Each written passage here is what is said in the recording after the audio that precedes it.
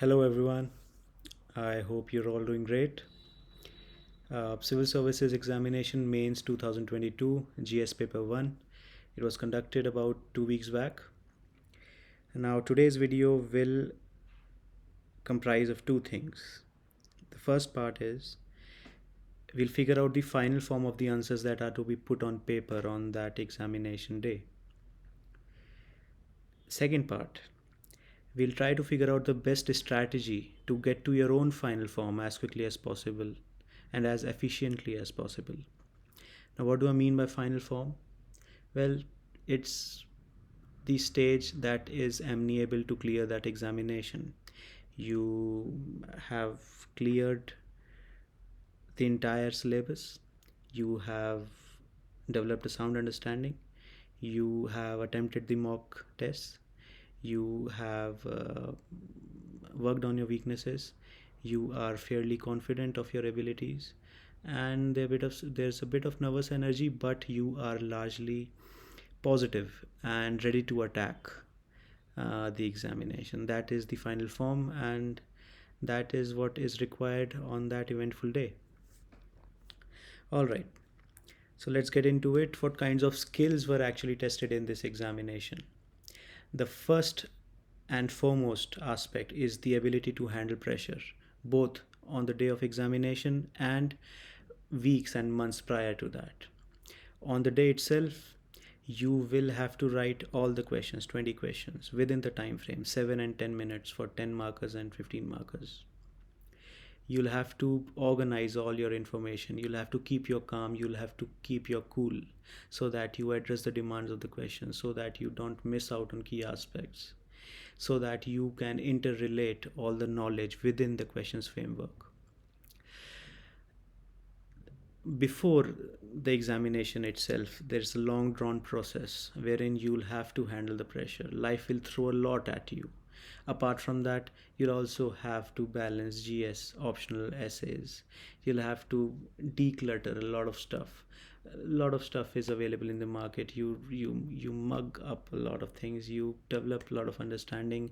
You have to develop a bird's eye view. A lot of things keep happening, and so it's a continuous up and down process, requires tremendous psychological and physical effort. Now the pressure is the chaotic part, but it's also good in a particular sense. It's good in the sense it allows you to focus your creative and intellectual faculties. On the examination day, the very high pressure can also be conducive if you keep your mind leveled, if you keep your calm. That pressure will actually let you gather all your physical and mental prowess, and you will be able to accomplish so much in those 3 hours.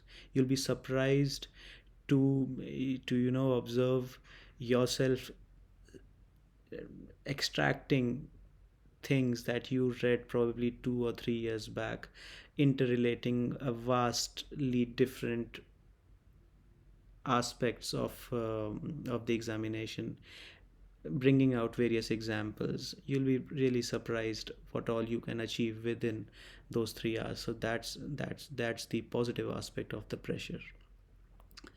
Now, one of the best strategy to go about this examination is to focus on understanding and not just rote memorization. I know there's a lot of memorization. That's not the point that I'm debating upon, but I am trying to bring your focus on the understanding part. That is what gets into your subconscious brain. That is what you use while you are writing your examination. This understanding will help you to develop a bird's eye view across a variety of topics. Let's say geography, environment, wildlife, biodiversity conservation, science and technology. You will be using all of these things probably within a single answer. So that's where the understanding comes into play. You will be interlinking the polity and post-independence consolidation and probably a bit of modern history in various questions. So um, understanding will help you a lot. Memorization is important, but understanding is probably far more important. um, as the old saying goes, less is more is perfectly applicable to this particular civil service examination. Then the other important aspect is to address the demands of the question. There will be a primary demand, there will be a secondary demand, and there will be key words of the questions. So in the coming questions, we'll tackle them up. Also, the trend in PYQs is very important. See, the syllabus is huge, it's immense, it's an ocean, but you cannot miss out on the PYQs because it's a highly competitive game. PYQs are low hanging fruits and you have to grab them. All right. So that was the brief introduction about what will happen in this video. We'll discuss question number 11 to 20, and 1 to 10 we'll discuss in the next video, in the interest of keeping this video short. All right. Question number 11. The political and administrative reorganization of states and territories has been a continuous ongoing process since mid-19th century. Discuss with examples. So what are the key demands? Reorganization of states and territories and mid-19th century. This is the crux of the question. Important, you have to note that examples are to be spread across the question, and this is the secondary aspect. This is the secondary demand, political and administrative aspect. So while you are touching the bases across the variety of reorganization that have been happening since mid-19th century, you'll also have to touch bases upon political and administrative aspects. So in the introduction, body and conclusion, these are the three parts we'll be dividing our every question.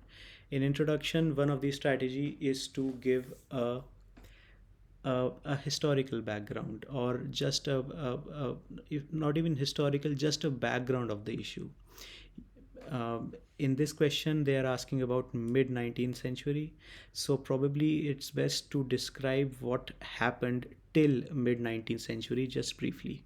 So what we'll do, we'll say elimination of other European powers and major regional powers like Maratha, Government of India Act 1857, and the financial stage of colonialism set the stage for politico-administrative consolidation by the British. Now, what does this mean? It means that British were now the whole sole authority. They have eliminated the French and the Dutch and the Portuguese. They have eliminated the Mysore and the Marathas. It is no more a commercial organization by way of 1857, the GOI 1857. The authority is now passed on to the British Crown, and 1850 onwards is the financial stage of colonialism. After the trade and plunder, after they are done with modifying the socio-economic strata of the Indian way of life, you now have to focus on the financial stage of colonialism. The British have to deploy their capital, and they have to really intensify the drain of wealth out of the country. So in the body, we will divide it into two parts, 1850 and 1850 to 1947, and then post-independence. From 1850 to 1947, what happened? Dalhousie came into picture. He probably was there in 1848. Annexation through war was one of his strategies to consolidate as much as possible. Punjab, Pegu, Sikkim, these were annexed. Doctrine of lapse was devised by Dalhousie to capture as much territory as possible. Satara, Nagpur, Jhansi, Sambalpur, Jaipur, you all know that. LGs and commissioners for newly acquired territories. So whatever territory was acquired, they were integrated into the politico-administrative framework through LGs and commissioners. Expansion. Now, this is the primary aspect. Now we'll come to the secondary aspect of the question. Expansion of direct rule and consolidation to serve British colonial interest. So this is the politico-administrative part. This is this part. Why the British did that? They did it because they wanted to expand the direct rule and consolidation to serve British colonial interest. You can mention a little bit about the financial aspects of the colonialism over here. And you have to mention that they wanted to get rid of the inefficiency of local rulers under the subsidiary alliance. So all the stooges that they deployed at various locations, all the princely states and everywhere, they wanted to now exert direct control. The facade of working together with them or protecting them was now over. They wanted all out assault, all out consolidation, complete control. Reorganization of Sindh and Baluchistan was a part of early 1900s, and this was part of divide and rule. The Muslim League was heavily invested into Sindh and Baluchistan because it was Muslim majority provinces, Muslim majority areas. Sylhet was there, and inter-SC adjustment of provincial boundaries. So you all know this. You have read everything about these aspects. The challenge is that as soon as you encounter the question, you will have to apply all your knowledge within the framework of the question. You need not to be, surprised. You need not to be drowned in your nervousness that you do not know this. Now that is not the approach. You know everything. You just have to apply it. Then the post-independence aspect. This is part of PYQs. This is probably the only recurrent aspect or recurrent theme of post-independence consolidation. Every alternate year they'll ask something, some way or the other, about the reorganization of states and territories. So herein you will write partition. That goes without saying. Indian Independence Act 1947. It was divided into two dominions. And then thereafter, post-independence, you know about Dhar and JVP and the Fazl Ali Commission. Coming back to the secondary aspect of the demand, here by way of these three commissions, you'll mention that it was an interplay of politico-administrative aspects, the cultural aspirations of the southern states, and the hilly states, and the Jharkhand and the Chhattisgarh, the tribal aspirations. The unity and integrity and diversity, that were the key aspects which were in mind of the early governments. And the power sharing aspect. The power sharing aspect was very crucial for the entire Northeast. It was engulfed in sectarianism and in secessionism, and power sharing was an essential attribute. Then interplay of all these aspects translated into the reorganization of states and territories in 60s and 70s and 80s. It happened in three tranches. You know about all this. It's given in Lakshmikant and also in every post-independence consolidation book. Finally, conclusion. Now in conclusion, in the introduction, we discussed the strategy that you give a brief background of the issue at hand. So whenever there is a key demand of the question, there is something that happened before that and there is something that happened after that, or you can interpret it in different manner. There is, let's say, 2 or 3 dimensions asked in the question, but there will be a 4th and a 5th dimension of the question. You incorporate the 4th dimension in the introduction and the 5th dimension in the conclusion. The first 3 dimensions will be the part of body, and the remaining two dimensions will be the part of introduction and conclusion. So in the introduction, we gave a historical background, a brief background. In the conclusion, we will give another dimension to this question. The Britishers unified India into a political administrative unit, which inspired the national movement and eventual transformation of the country into a pluralistic nation state post independence. So, what we are trying to convey over here, the entire crux of the introduction and the body part. So, the British had their own vested interest in transforming India into a politico administrative unit, but that was an instigating factor of the national movement. And ultimately, post independence, even though the the the the the leaders were apprehensive about the the rapidly evolving socio-cultural scenario of the Vishal Andhra movement and everything, they eventually incorporated the cultural aspirations to make up what we now know as a pluralistic nation state. We have multiple cultures, we are integrated into a single thread, into one nation state of India. So this is how you can approach this question. That's not the only approach, that is one of the approach. Probably you can have a better approach to this question. Coming to the next question, discuss the main contributions of Gupta period and Chola period to Indian heritage and culture. There is only single demand. The primary demand is Indian heritage and culture, and it has two parts, Gupta period and Chola period. Nothing else. It is a single dimension question. In introduction, what will you do? The Gupta and Chola period represents the golden age of cultural development in northern and southern India, covering all dimensions of creative arts. So here we approached the introduction by giving an actual overview of the aspects which you will be covering in the body of the question. In the body, you will divide it into two parts, the Gupta and the Chola period. It's a straightforward question. In Gupta period, you'll mention the Nagar temple architecture, the Panchayatan architecture, and the distinctive, the Vivan and the Kalash, and the absence of the boundary walls and everything.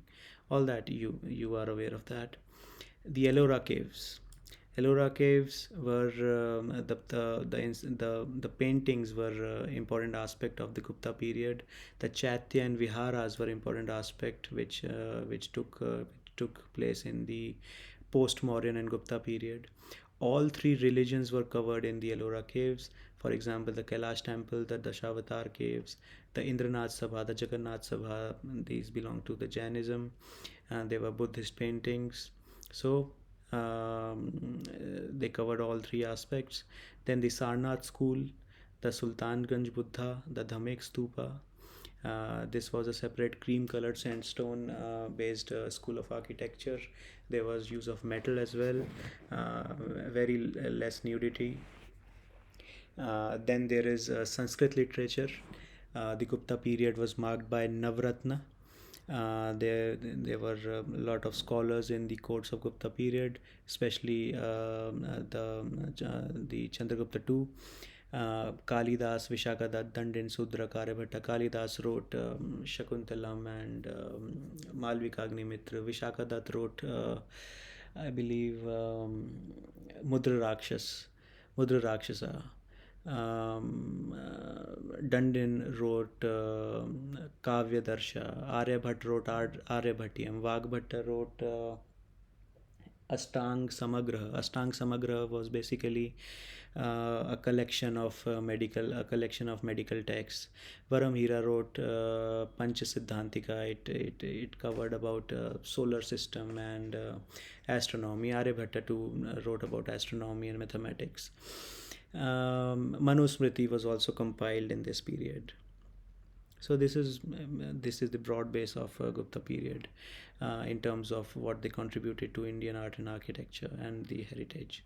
The Chola period was marked by Dravida temple architecture. This was also Panchayatan, but it had its unique aspects. You know the drill, the Bath Ghats and the Torans and the boundary walls, the shikhars and everything. Sculpture, Natraj, Tribhanga. The Tamil literature, Tamil literature, this is probably a bit difficult to memorize, but if you'll go through that Tamil Nadu NCRT, you'll get a fair bit of idea about the development of Tamil architecture. The Tamil literature: Shiv Kasintamani, Periyar Puranam, Veer Solyam, Muvarula, Kalinga Tapparani. All these were important literary texts. You can also mention the authors. The tradition of matthas was there. There was education centers, the Uttaramerur inscriptions, which described about village autonomy. Also, the Cholas spread their architecture to the Southeast Asia and Indochina. They inspired the Khmer and the Majapahit and all that, the Angkor Wat. You must be aware of that, all that architectures. Now, the contribution to arch and to heritage and culture is not just limited to what they did. It's also they the contribution is also what role it played in further development of culture and heritage in the country. So briefly, you can mention that Chola and Gupta period started a virtual cycle of cultural rejuvenation, which inspired Vasara architecture, the development of Tamil, Malayalam, regional languages. The Kannada literature developed, the Malayali literature developed under different rulers like the Chalukyas and the Mahendravarman and the all that, the Gupta and Chola period started a virtuous cycle in that aspect. Various dance forms, language literatures, Bharatnatyam, and musical forms, Dhrupad and Carnatic. So all these aspects you can briefly mention. Finally, to conclude, you can say that indelible marks of cultural development initiated by Chola and Gupta period continue to this day in contemporary cultural patterns of India. Case in point, the architecture, the Manusmriti. Manusmriti is part of personal laws in India even to this day. So accordingly, you can improvise. Question number 13th. Discuss the significance of the lion and bull figures in Indian mythology, arch and architecture. Now this is a bit of a yorker, but it no need to be really defensive in this question. It can be approached with whatever knowledge you have. This is the applicative aspect that we were talking about. Questions like this will exert pressure upon you, but if you keep your calm, that pressure can be channelized into collecting all your thoughts, all your creative and intellectual faculties, and delivering, finally culminating into whatever you know into the framework of the question. So very simply, you can mention the introduction. Lions and bulls as dominant apex species in the carnivore and herbivore fauna have inspired myth, religion, arch and architecture across the history and prehistory of mankind. Why the history and prehistory? History is the aspect wherein written records are available. Prehistory is the aspect wherein written records are not available. For example, Indus Valley civilization. Actually, Indus Valley is in proto-history, but you get the understanding. You'll have to mention that the bulls and the lions have been part of human psyche, and that translated into myth and religion and architecture across a wide period of human history. So in the body, what you'll write: Indus Valley civilization. You know about the seals. There were pictographic scripts along with animal figures. There were bulls, there were unicorns and everything.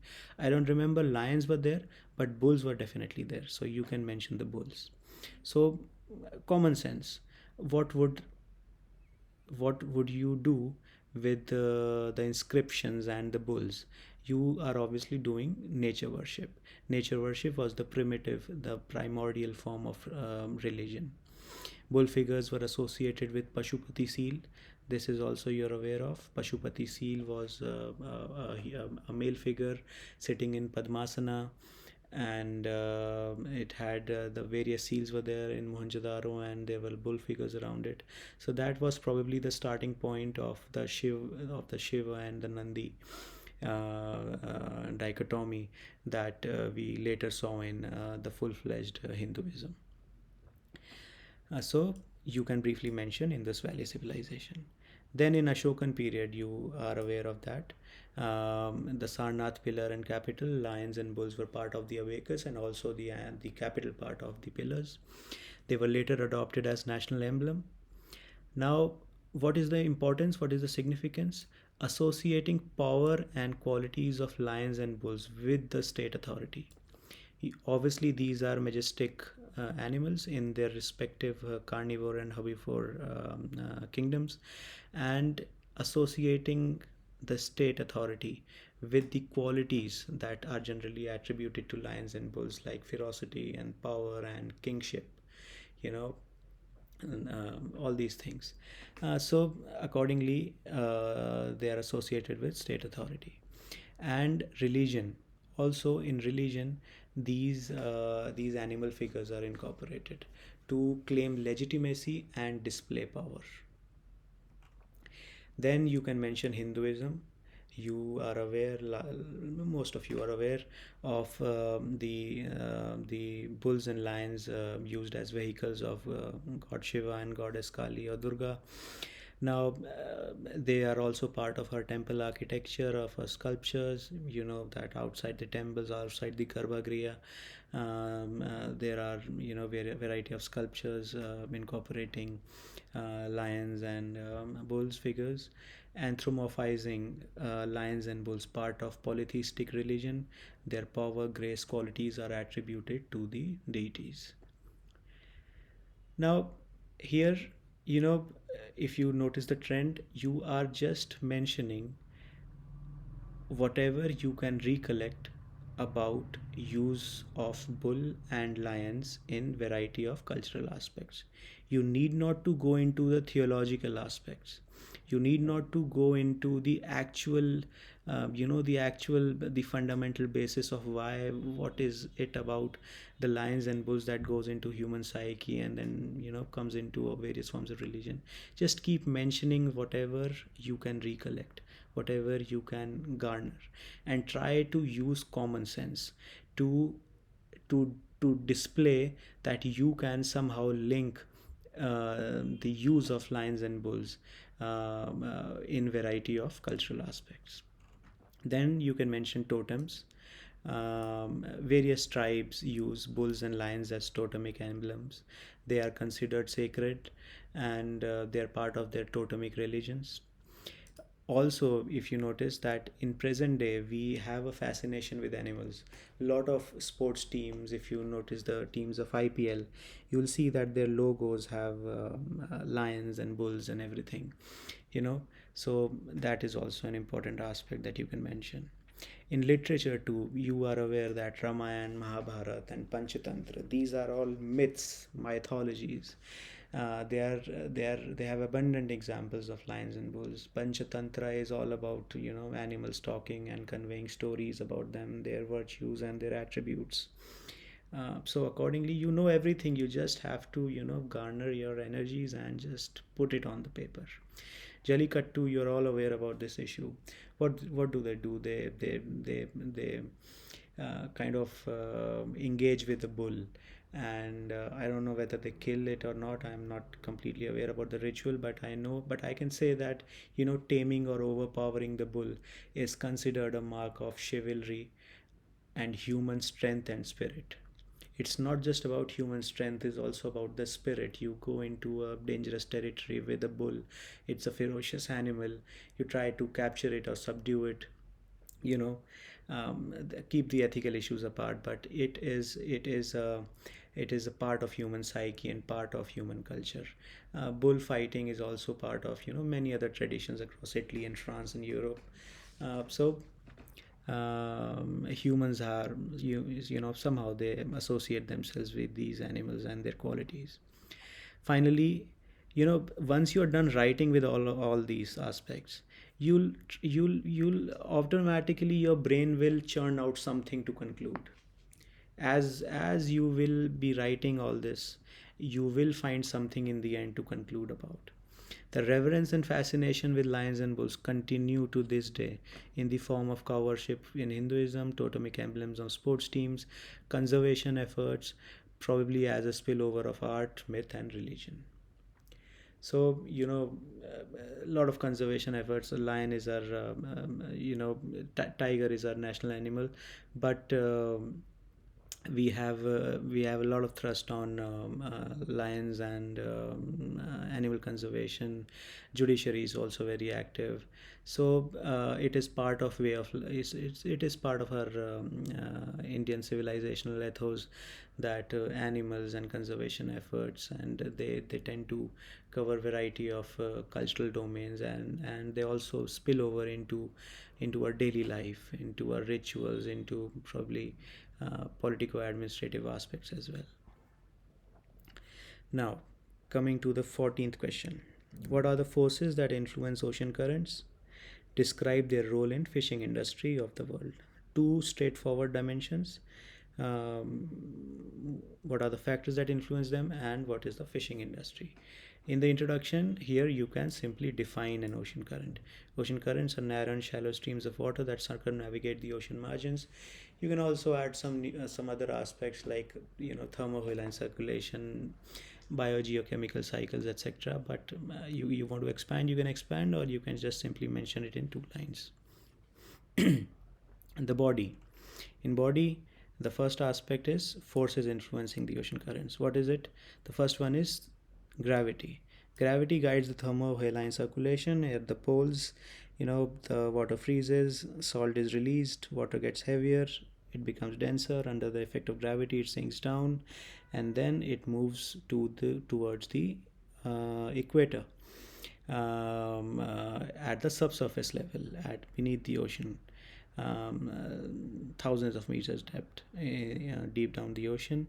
Water moves, and the heat and the salinity balance is maintained through this thermohaline circulation, largely under the effect of gravity. Solar radiation is another aspect.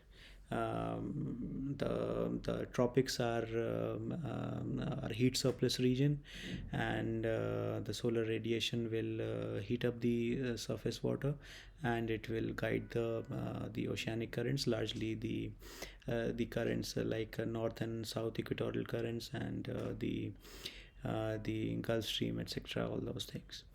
The Coriolis, you all know, it will deflect it towards the right in the northern hemisphere, towards the left in the southern hemisphere. The planetary winds, the trade winds and the westerlies will guide the variety of the ocean currents. The jet streams like North Atlantic Oscillation, AMOC. So jet streams are deeply related with the oceanic circulations. You are aware of the Walker cell in the southern Pacific and its interrelation with Indian Ocean. So herein also the Walker cell will affect the equatorial current in the Pacific, and the movement of water towards the what do you say, the Australian coast or the Peruvian coast, according to whether it's El Nino, if it's an El Nino event or a La Nina event. So these are all the aspects which influence ocean currents, and then we come down to role in fishing industry. You'll have to draw a map, draw all the ocean currents, and mark Newfoundland and Japan and Falkland and all the confluting currents, the Labrador and the Gulf Stream and the Kuroshio and the Oyashio. And in the Falkland region, that's the Falkland current and the Brazilian current, I believe. You'll also mention the cold upwelling, the Beniguela, Peruvian coast, and New Guinea. Therein you can mention the desiccating effect just on the map itself, and these are the prominent fishing zones. You can also briefly mention the El Nino and La Nina and its impact on the pricing, and the fishing supply in the Peruvian coast, for example. In the El Nino event, there is a severe scarcity of nutrients, and the supply of fishing stock is at an all-time low. But in La Nina, there is an oversupply and there is a price crash due to oversupply. Finally, how you will conclude: ocean currents are deeply integrated with biogeoclimatic cycles of the oceans and atmospheres. They have immense implication for blue economy, climate change, and sustainability. What you're doing here, you are not just mentioning the blue economy and the various aspects of the dimensions that are asked in the question. You are going beyond that. All right, so this is one of the ways in which you can conclude. You cover the aspect which is a bit futuristic, a bit contemporary, covering another dimension of the question which is not part of the main question, but it is interrelated to that. So that is how you can conclude. There are tons of other ways to conclude it. It's up to you. This is just one of the ways. Describing the distribution of rubber producing countries indicate the major environmental issues faced by them. Now, most of you wouldn't be aware about what are the key characteristics of cultivating and producing rubber, and also the major environmental issues. India is not a very major rubber producing country, so the environmental issues are not part of our what do you say, normal current affair based paradigm. But even then, you have enough knowledge to interrelate and integrate it within the framework of the question. Trust me, you have enough to write a decent question, if not an excellent question.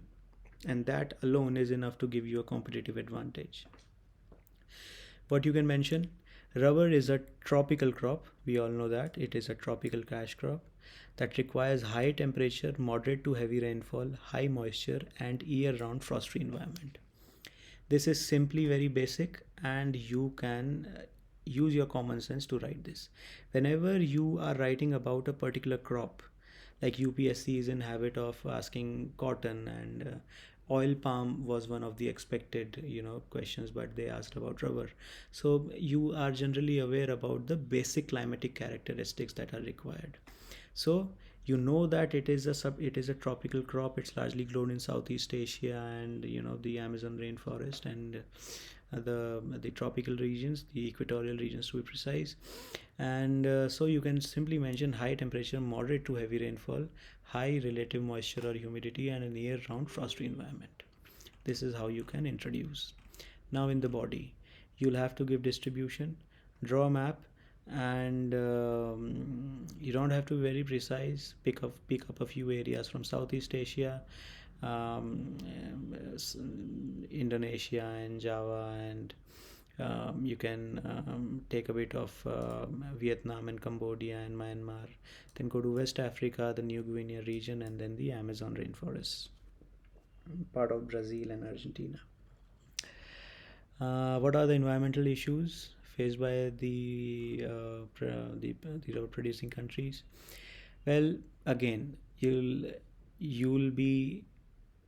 use your general knowledge, but it shouldn't look vague. It has to be related to the demand of the question. It is a water intensive crop. It is nutrient intensive. Issues like increased salinity, ground and surface water contamination, eutrophication. Now, please note that this is a cash crop. Obviously, a lot of pesticides and insecticides would be going into it. We know by common sense it's a water-intensive crop. So, what are the likely issues? There is contamination of ground and surface water with eutrophication and with nitrate and phosphate and all those fertilizers and insecticides that will be translating into pollution. Soil. What about soil? Pesticides will be detrimental to the microbiome of soil, loss of topsoil on hill slopes. This is also a matter of common knowledge that rubber is actually cultivated on not exclusively but largely on hill slopes. So mass wasting, increased vulnerability to landslides, these are general aspects of cultivating any crop over the hill slopes on an intensive basis. Clearing of forest. Now, it was in news about the Amazon rainforest, that the governments over there are in severe need of funds, and they are leasing out large amount of land to MNCs for oil palm and various other crops. I believe rubber would be one of them, and that will lead to a lot of because you'll have to clear up a large tract of forest, which are equatorial forest, mind you. So these are very, very productive resources that you are going to destroy to develop all these plantations. Now, loss of diversity, biodiversity, destruction of marshes and peatlands will eventually release a lot of stored carbon. Forest one cleared cannot be revived with the same density quality. Change in LDBO will be there if you clear large tracts of forest, and if you induce large change in land use pattern, and that will increase localized heating. Urban heat island effect is not relevant, but it can definitely lead to localized heating and changed in albedo. Now, rubber plantation proliferation in areas which are not geoclimatically compatible. What will happen? It will lead to soil erosion, desertification, and competitive exclusion of other plant species. So you are basically marginalizing very rich forest land. You are bringing a lot of it under rubber plantation, intensive cultivation, cash crops, heavy deployment of fertilizers and everything. What will that eventually do? It will lead to soil erosion, desertification, and whatnot. Finally, producing rubber articles from raw rubber is a carbon intensive and polluting process. If you burn tire, lot of marginalized people have to do that in the winters. It leads to a lot of pollution. It's again a matter of common sense that the entire process of that conversion of that rubber sap, that white rubbery glue that comes out of the plant to the final product, will have to be a very carbon intensive and polluting process. It has to be. Finally, displacement of tribals. This was part of the news, that a lot of tribals are being displaced. You can simply say that they have a symbiotic relationship with the environment and biodiversity, and that will eventually lead to environmental, biodiversity, and cultural loss. This is how you can gather all your general awareness and integrate within the questions framework. In conclusion, you can suggest a few solutions: reclamation of wasteland, sustainable and water efficient cultivation, promotion of carbon neutral industry is the need of the hour, something along those lines. You'll not be able to write a perfect answer, but you'll have to write a, an answer that is better than most, that you can do with the right frame of mind. And trust me, herein the pressure of the examination will work in your favor. You will collect a lot of thoughts. But if you simply become defensive just by looking at the question, then you are losing out on some marks at least. 16th question. Mention the significance of straits and isthmus in international trade. In introduction, you can simply define strait and isthmus. Straits are narrow bodies of water that connect two pieces of land, and isthmus is the other way around. We are aware of about a lot of straits, but probably isthmus, you must be aware about the isthmus of Panama, but other than that, probably it will be hard to recollect any of the isthmus.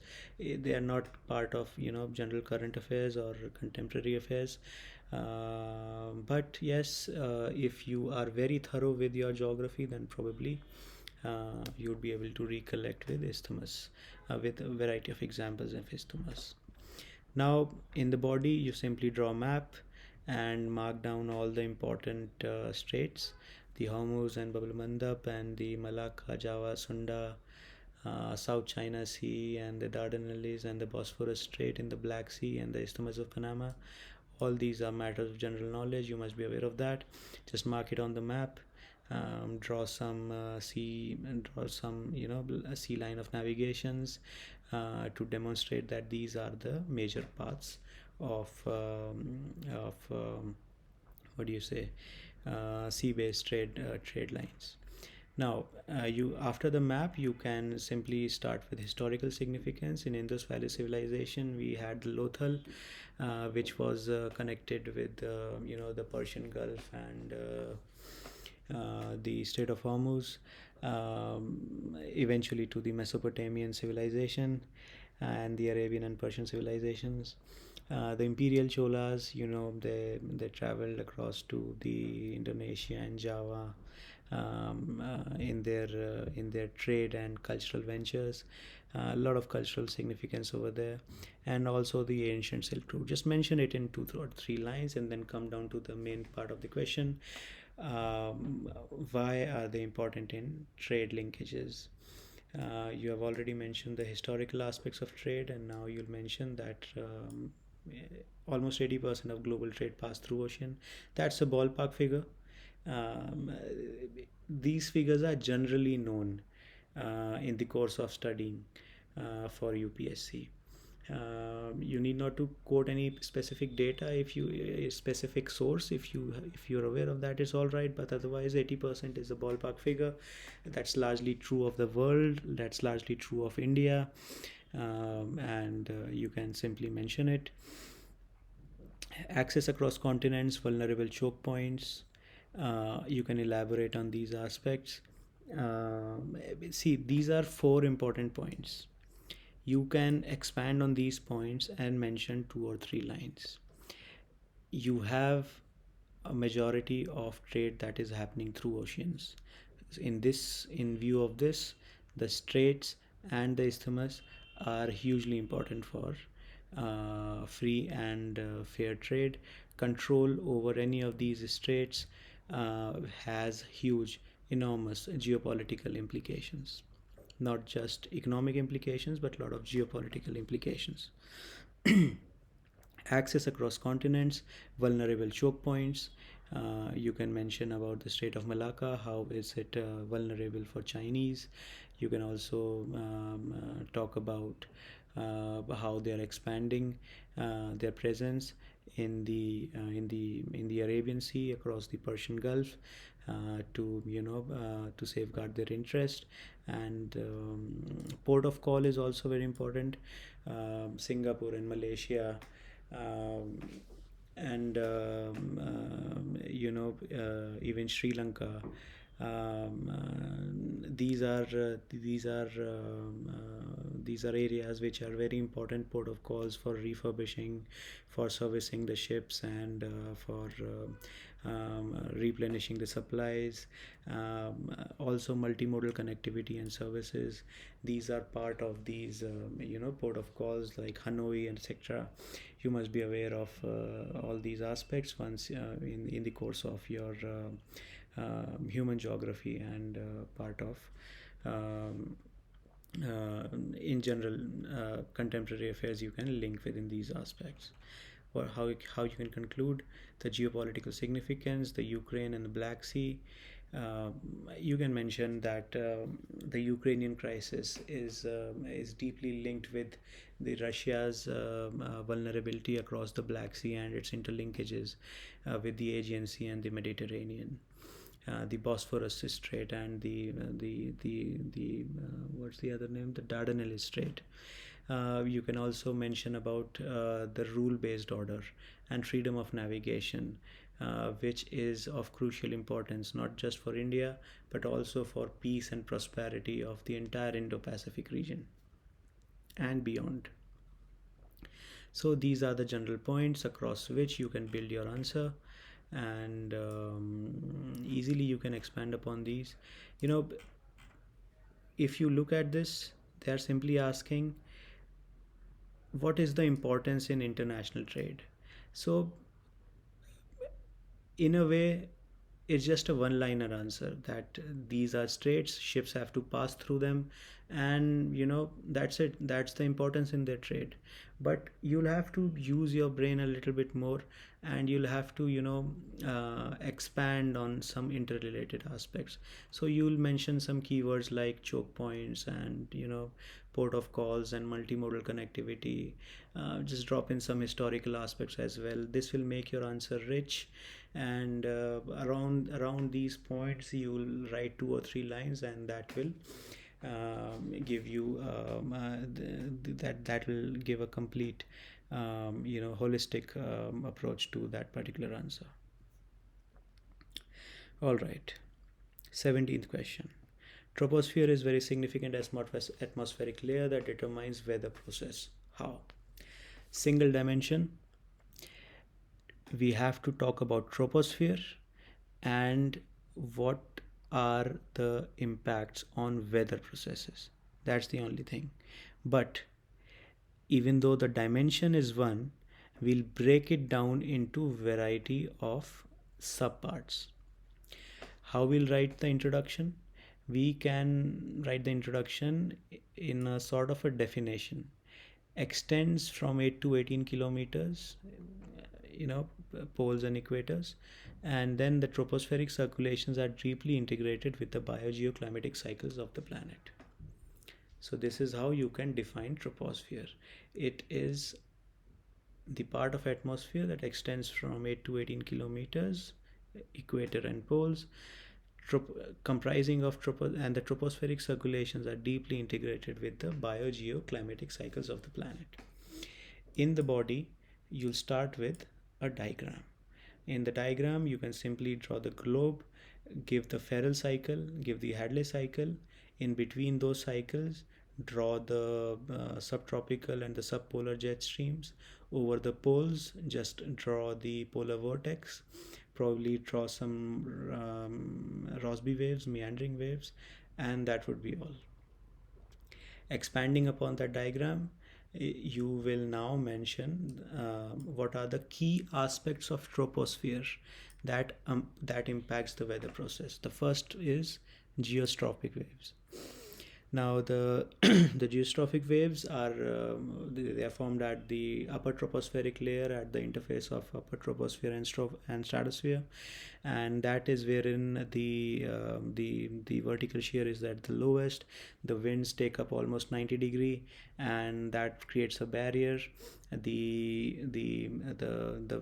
ascending limb of the winds from the ITCs and equators, they'll move up to the atmosphere, travel towards the pole. They'll encounter the barriers of the geostrophic waves, and then they'll move down, losing energy, descend over the subtropical high pressure zones, and eventually make up the trade winds and the westerlies, and they'll complete the Ferrel cycle and then the Hadley cycle. So the troposphere will be crucial in establishing the entire planetary wind system. Then you'll mention the jet streams. You'll mention the subtropical westerly jet. How does it impact the weather phenomena? That ITCZ dances to the tunes of subtropical westerly jet streams. In the summers, the subtropical westerly jet stream moves across the Himalayas, north of Himalayas, and so does the ITCZ. It leads to heating up of the Tibetan Plateau, and that marks the onset of the monsoon. Also, you will mention the break in the monsoon. The subtropical westerly jet stream may come to the south of the Himalayas, and that can actually lead to a break in the monsoon. In the winters also, this is crucial for transmitting all the western disturbances and all the climatic pollution, and also the rainfall and everything that comes along with it. The subpolar westerly jet streams are very crucial for temperate cyclones. The frontal cyclones are actually follow the path of the subpolar jet streams. The trough and the crest of these jet streams actually guide the high pressure and the low pressure of the temperate cyclones. Then you can mention the Rossby waves. Rossby waves are meandering waves that cap then that then that are capable to capture a large part of frigid air from the polar vortex. You'll read that in geography. That will lead to cold waves over USA and Russia. Also, you'll mention the tropospheric oceanic linkages. You can mention the Walker cell, we have already discussed. So Walker cell is the interlinkages of the oceanic circulation and the tropospheric circulation. You will mention the tropical easterly jet. That rises up the Tibetan highland and lands up at the Mascarenas High, feeds it into the monsoon. The Somalia jet. The Somalia jet is crucial for the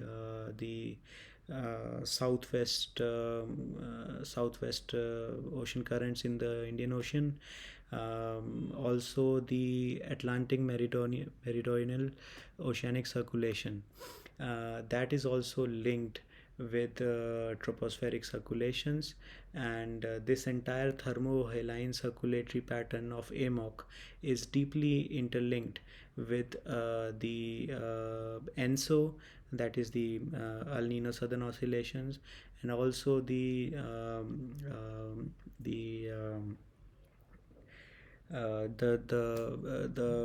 jet streams that traverse across the African landmass and lands into the northern part of Atlantic meridional circulations. AMOC, I'm not sure whether how many of you know about it. It is one of the 9 tipping points, and it's deeply related with the oceanic and the tropospheric circulations. In the conclusion, so see, you have covered a variety of dimensions. You have not only mentioned the wind patterns, you have also covered jet streams. In jet streams, you have also covered the variety of aspects in which the variety of ways in which jet stream affects monsoon and everything. You also mentioned the cyclones and the temperate cyclones and the polar vortex and everything. You've also mentioned the linkages with the ocean, so that will give your answer a multi-dimensional format, and it will probably give you good marks. You've also drawn the diagram. Now conclude. Recent researches have unraveled new interlinkages between tropospheric, oceanic, and thermohaline circulations, which will be crucial to prevent and adapt to ongoing climate change. Again, try to these kind of conclusions, I'm not saying these are the best conclusions or these are the single-handed conclusions that you should try to replicate.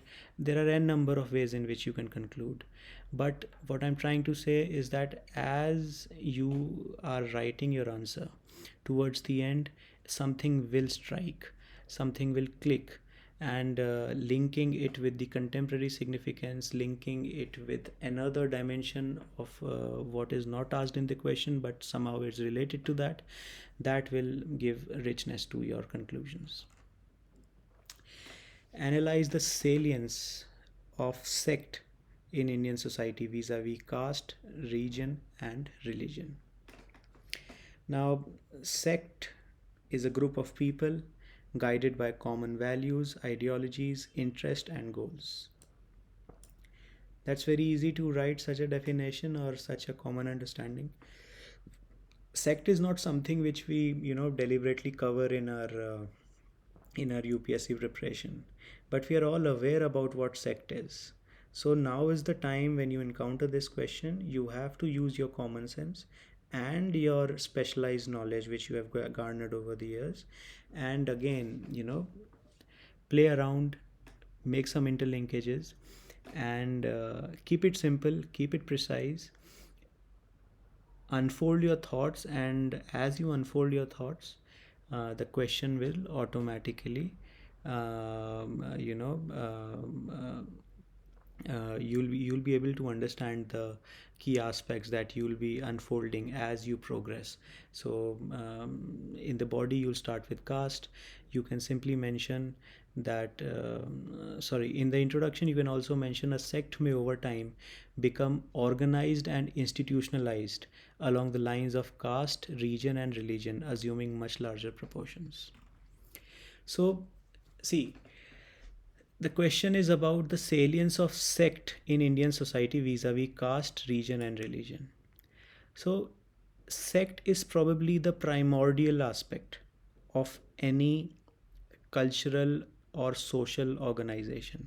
Caste, region, and religion are very institutionalized, they persist across generations.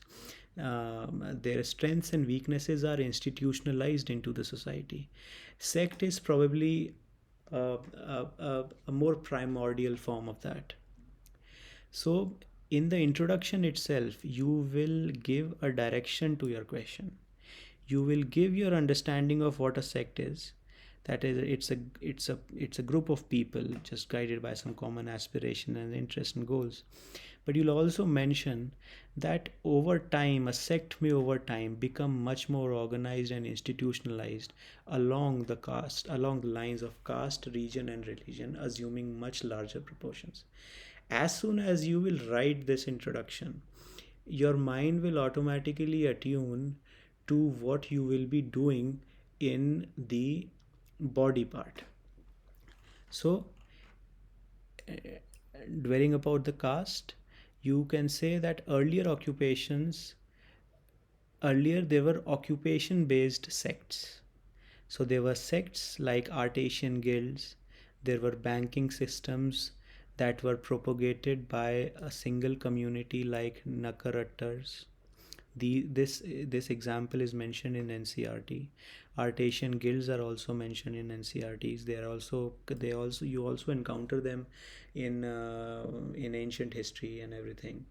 So what happened that in the early history there were a lot of guilds and banking systems, and there were a lot of sects which were organized along caste, along their occupational affinities, and that cumulatively made up the Varna system. Varna system was not very rigid and hierarchical like the caste system.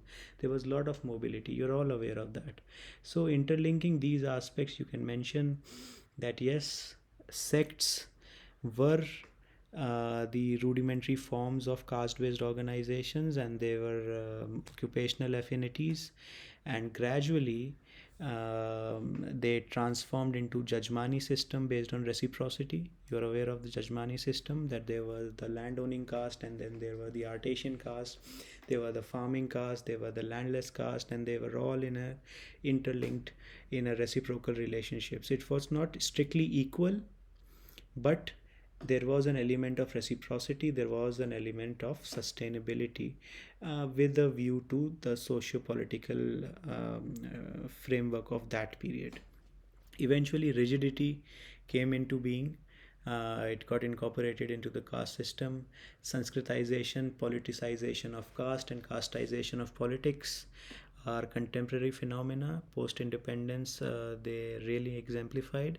All these aspects are available in NCRTs, the social NCRTs, 11th and 12th.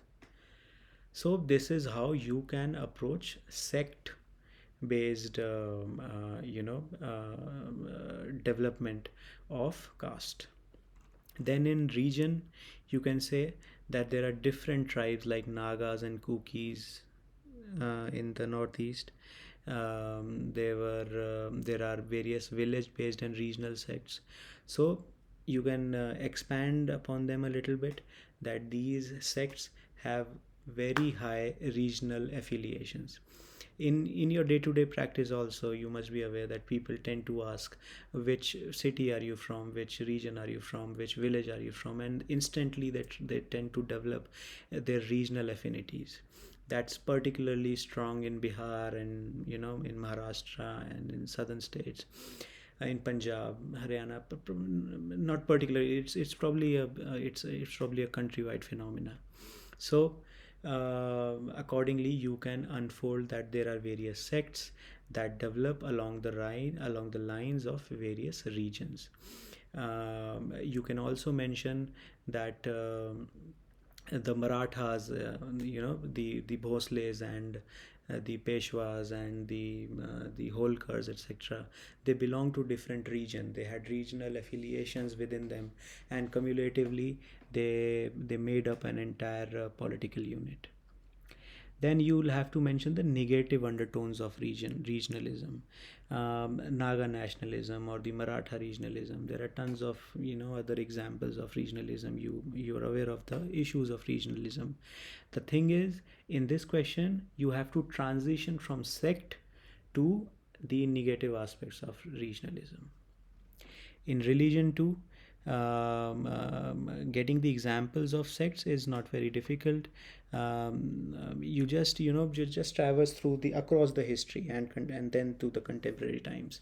There were the Nayanas, there were the Alvas, there were the Shakti, the Shivite cult. There were the Ajivikas in the Jainism. There were Hinayans and Mahayans in Buddhism. There are Shia and Sunni. Hinduism itself is an aggregation of various sects. It's a polytheistic religion, so it's an accumulation of various sects coming together into one large pattern of religion and theological doctrines, which are deeply interrelated and integrated with each other. The negative undertones comes into play in the form of communalism, and it's an aspect which affects almost all religions. Rohingya, for example, that's a Buddhist, that's associated with the Buddhist religion. Bhima Koregaon violence, the communalism, a lot of interlinkages are there. And then there is an interplay of all these three aspects: the caste and the region and the religion. These factors interplay, and they gradually unfold into the socio-political paradigm in India. For example, there is a distinctive caste, region and religion based socio-political organization in the Hindi belt. Similarly, there is caste, region, religion based organizations, political affiliations and social affiliations in the southern states as well. Similar thing happens in West Bengal and Assam. Similar thing happens in the Bodos and the Nagas and the Kukis. All these things are they have an interplay of their caste and region and religion. If not all three, at least two of them comes into play. And then finally you can conclude the formative values of sect based groupings like reciprocity, tolerance, power sharing, etc. must be revived across socio-political and cultural sphere to overcome the polarization based on interplay of caste, region and religion. What I'm trying to say over here is that sect in itself was largely a constructive social and cultural organization. It was guided by values and cohesiveness and collaboration and cooperation. But gradually, as the organizational paradigm widens, the transformation into regionalism and religion and communalism and casteism can happen. So we have to revive the primordial values on which these associations are based, so as to overcome and undo the negative aspects of contemporary period. All right. 19th question. Are tolerance, assimilation and pluralism the key elements in making of an Indian form of secularism? Justify your answer. What are the key demand? They are talking about Indian form of secularism. And what are the three broad dimensions? Tolerance, assimilation and pluralism. You have to justify your answer. Justify your answer with examples and with arguments. Because they are asking a question, you'll most probably you will be affirmative to this, and accordingly you will justify. So Indian form of secularism, just go ahead and define it. Secularism is a hardcore topic of paper one. You must be aware of the definition. You write the definition, Savdham Sambhav, and everything, and straight down come down to body. You will cover three aspects: tolerance, assimilation, and pluralism. What about tolerism? What about tolerance? So there are constitutional safeguards, Article 25 to 30. Now please note, secularism is not just related to political aspect. It is a way of life.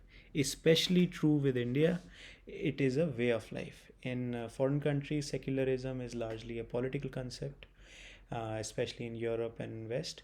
But in India, it is deeply ingrained into the way of life, into the civilizational ethos of India.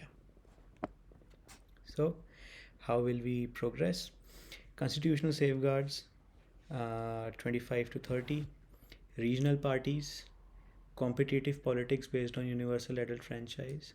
These are the political aspects. All your regional aspirations, all your religious aspirations are deeply interrelated to the secular ethos of India. Power sharing, expression of your aspirations, your cultural aspirations via political means is crucial in the Indian democratic political system. Other examples are no meat during Navratri.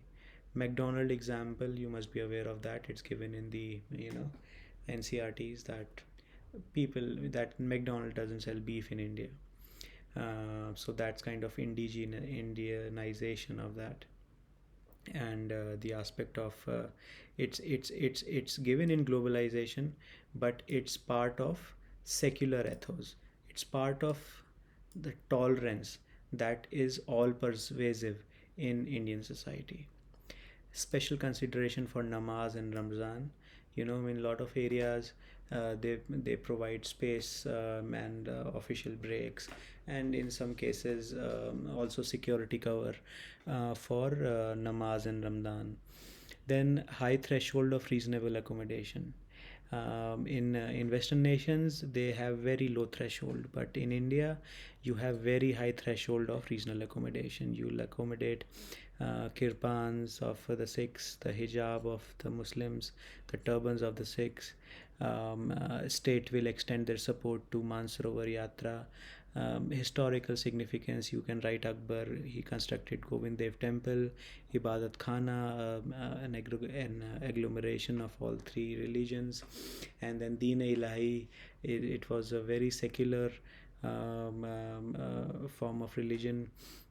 Numerous personal laws, they are deeply embedded into the religious and cultural sphere, but a lot of tolerance is there. There is not a thrust on universal civil code. So these are all aspects of tolerance.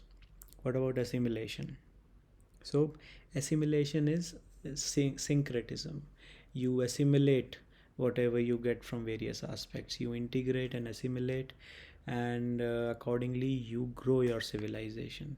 So in no specific order: salwar kameez, Mughlai food, Urdu, development of Urdu by Amir Khusro, Hindavi and Persian.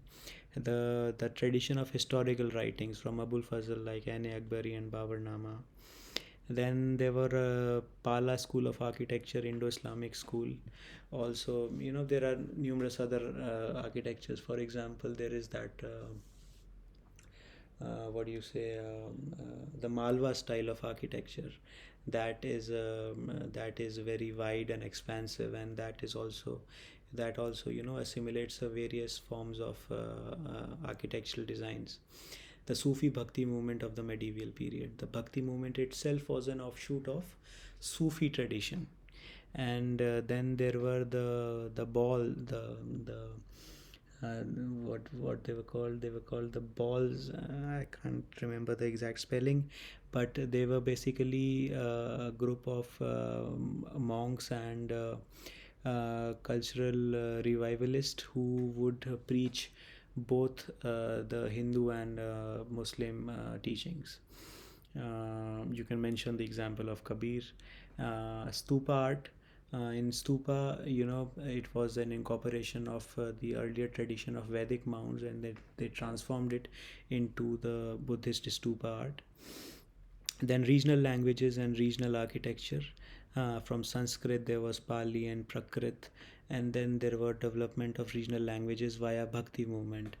In also an offshoot of Bhakti movement was development of local literature.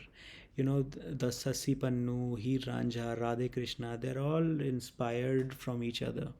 They find different mentions in different traditions, in different languages, in different literatures, but they're all interrelated, or they all take inspiration from each other.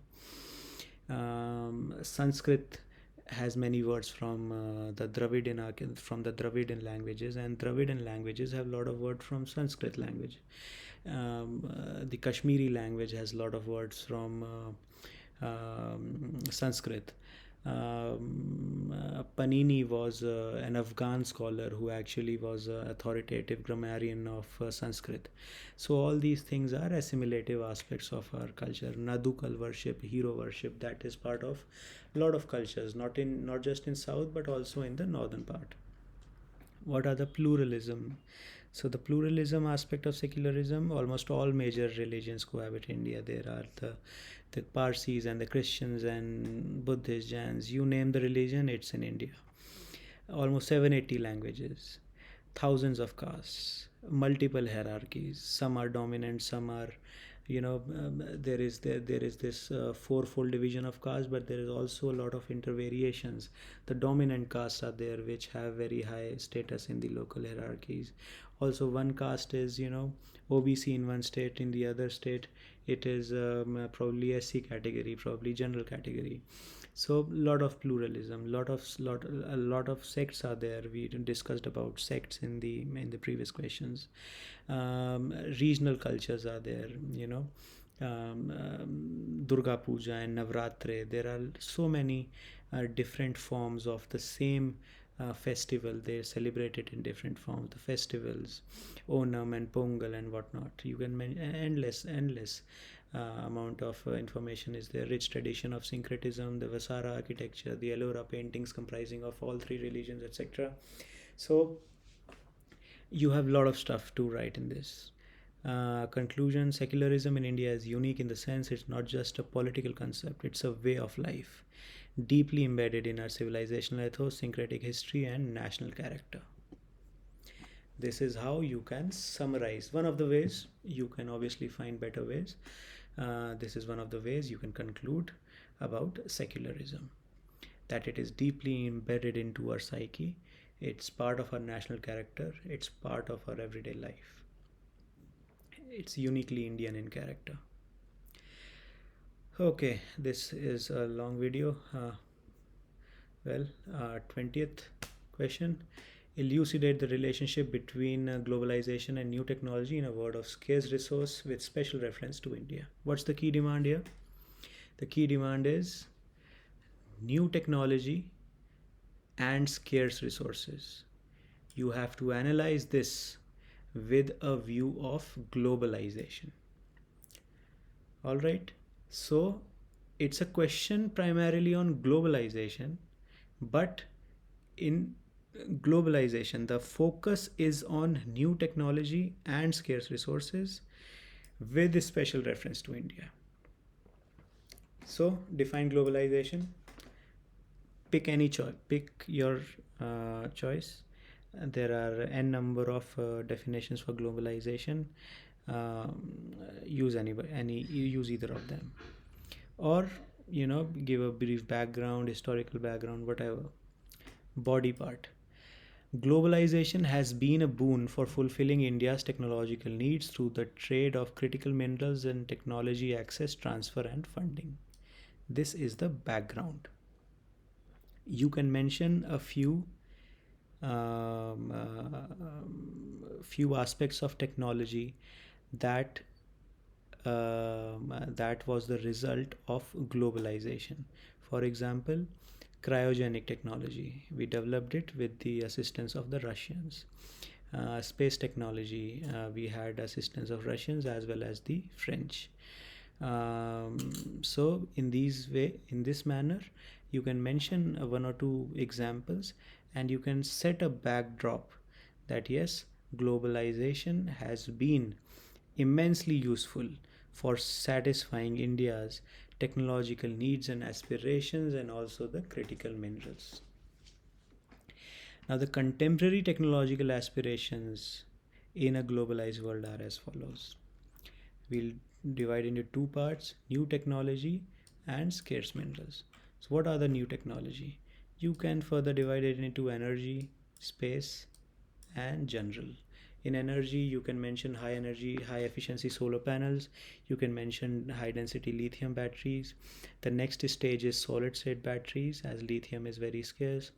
You can talk about nuclear fusion, the ongoing ITER project, the hydraulic fracking, which is mastered by USA for shale gas extraction. India has a lot of coal gasification potential.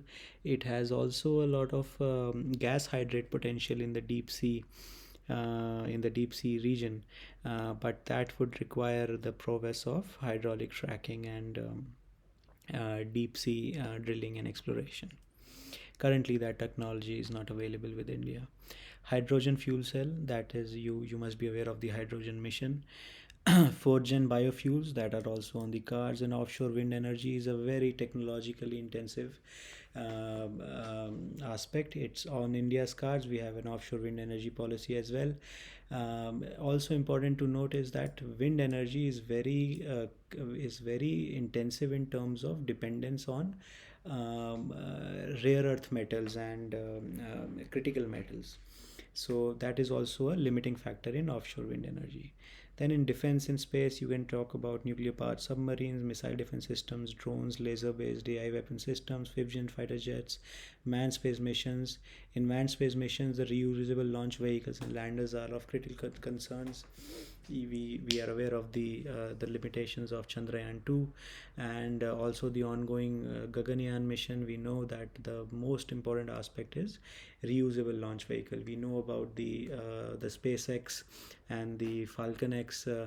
Their Falcon X rocket, which is a reusable launch vehicle, that's very crucial for transforming into spacefaring civilization and manned space missions. General, you can talk about quantum computing, quantum communication. Chinese have really surpassed like anything. AI machine learning, semiconductor vapor fabrication. India is in the process of establishing semiconductor vapor fabs. Medical devices also, we have a lot of dependency on import on that. So these are all the high technology aspirations of India, which and globalization has a huge role to play in satisfaction of these technological aspirations and needs. The scarce minerals, you can talk about lithium triangle, the ABC, the Argentina, Bolivia, and the Chile. The rare earth elements, almost 70-80% are dominated by Chinese. Then Australia is another major player. Not nothing compared to Chinese, but yeah, it's a major player. You can mention some key scarce minerals like molybdenum, strontium, tungsten, titanium, platinum, and that's it. The other scarce resource is funding. In funding, you can talk about Green Climate Fund. You can talk about for climate change. It's really running short of the $100 billion per year target. FDI in defense, space, IT, biotech, etc. The PLI schemes. The multilateral institutional supports for frontier tech. So what is this multilateral institutional support? Well, a lot of for example, there is BRICS. What is that? BRICS Science and Technology Initiative. Similarly, there are US India AI partnership. There is joint space exploration partnership with Japan and USA. Um, so all these things are there. So funding, scarce minerals, and new technology. So these are the three main dimensions: new technology, scarce resources, and we have mentioned those with respect to India. Now, we will mention a few challenges. COVID-19 pandemic. See, because what is this? Elucidate the relationship between globalization and new technology. You have to unfold how the globalization is actually panning out in the contemporary period. So, what is it? We have the challenges. The COVID-19 pandemic led to a massive disruption in global supply chains and accelerated the trend of deglobalization. Deglobalization is already happening, a lot of inward looking nationalism, populistic nationalism, but COVID-19 pandemic just accelerated it like anything. There was shortage of semiconductor chips in automotive industry, solar PVs, cost escalations of various technological products. So these are some of the challenges in the ongoing times. We were also left out of the US led partnership for critical minerals. You must be aware of that, it was in news. Then fallout of multilateralism. We are also aware about this. The lot of new technologies like the Osaka Declaration by Japan in the G20. So that's out of the WTO's framework. A lot of internet governance of Bitcoin, governance of blockchains, the fourth gen internet, and whatnot. So in that case, there is a fallout of multilateralism, very dynamic governance paradigm. The You have to take care of the fiscal aspects, the data privacy, the monetary aspect, the technological access. All these things are they come down into the challenges of the new technologies. Initiatives to harness globalization. What are the initiatives? We have taken up Kabil. Kabil is an organization, probably a public sector organization, I believe. It's Khanij Videsh, something like that. Agreement with Australia. You have polymetallic nodules exploration via the deep sea of Indian Ocean via the agreement with International Seabed Authority. There are MOUs and agreements with Argentina with regard to lithiums and various Central Asian countries. There are also engagements with the Arctic Council and the Arctic littoral countries, because Arctic is opening up. It will open up new avenues for new minerals and advanced technologies. There are PLI schemes and FDI relaxation in various technological intensive domains, for example, technical textiles and whatnot. Space agreement with USA and Japan. We have AI based agreements. We have P75, P75I. These are submarine projects of India. P75I is the latest one. P75 is the older one, the diesel electric class submarines. Then we have Atmanirbhar Bharat. We have lithium plant in Gujarat. This was also in the news. We have US India AI, the BRICS STI partnership. So all these aspects are part of India's initiative to harness globalization. So we have really covered all the aspects. We have now see what I have written over here is a bit too much for the requirement of the question. This comes down to how many words? Almost 260 words.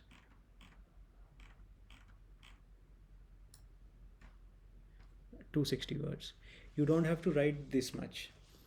All I'm saying is, if you think hard, you will find 2 or 3 points in every subheading, and accordingly you can build your answer. As you will build your answer, you will diversify into other demands. For example, you will diversify into challenges, you will diversify into the initiatives to harness globalization, and accordingly in the end you will figure out a way to conclude your answer. In conclusion, you have to give a futuristic dimension. What is the futuristic dimension? India is not just a recipient of globalization, it is also an active participant in globalization. It is now at the very verge of exporting high-tech equipments. It is not just exporting, pharmas and cheap and generic drugs. It is on the very verge of developing very high-tech instruments and capital intensive products and exporting it to the rest of the world. So how you'll conclude? Technological prowess like Tejas, BrahMos, Make One, and successful development of hypersonic glide vehicles tech puts India in the elite club of technology export countries. A rule-based global framework, diversified supply chain, and an Atmanirbhar Bharat is crucial to harness globalization. So you can end on a futuristic note. So this was a really long video and it was a bit more challenging than I expected. Anyways, I hope you could gather something out of this video. Any suggestions, any corrections I might have, there might have been some slip of tongue, or I might have faltered out on some factual errors. You can point them out. Share your thoughts. Was it useful? Did you get something out of these two aspects? Could you understand what the final form of questions are required, and could you assess some basic strategy for yourself to get to that final form of yours? So do let me know in the comments, and like, share, subscribe, you know the drill. I'll see you soon in another video. Till then, take care and bye bye.